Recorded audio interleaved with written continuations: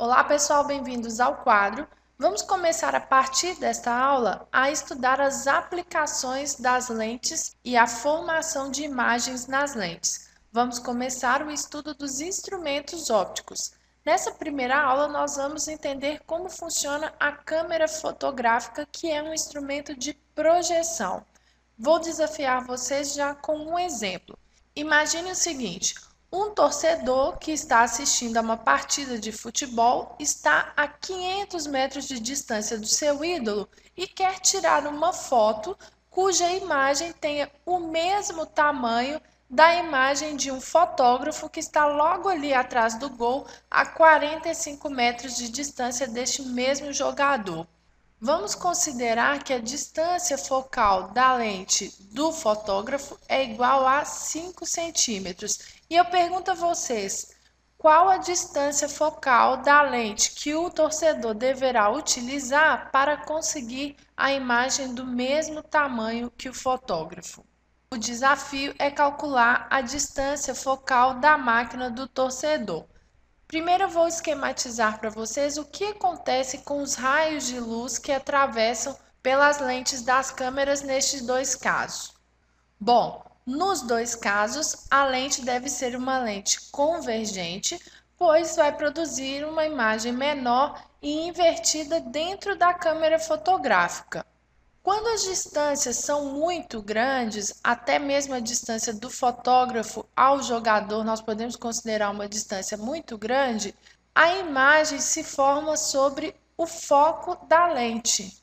Nessa primeira situação, nós vemos a formação da imagem na câmera do fotógrafo. Então, esse foco eu vou chamar de foco F''F. Na segunda situação, nós temos a formação de imagens dentro da máquina do torcedor. O que vocês já percebem é que a distância focal da lente do fotógrafo é menor que a distância focal da lente do torcedor. E para estes dois casos, nós podemos escrever que a distância da imagem à lente é aproximadamente ou igual à distância focal. A distância focal do fotógrafo eu vou chamar de FF e a distância focal da lente do torcedor eu vou chamar de FT. O que nós vamos descobrir agora é o valor de FT. FF nós já conhecemos, vale 5 centímetros.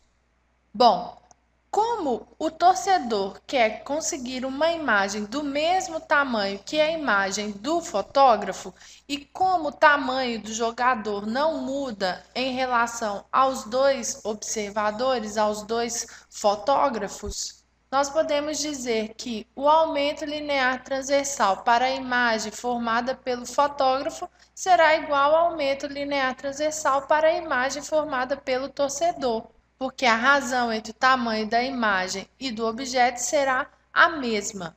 No caso do fotógrafo, o aumento linear transversal pode ser calculado, pois nós conhecemos o valor de P'.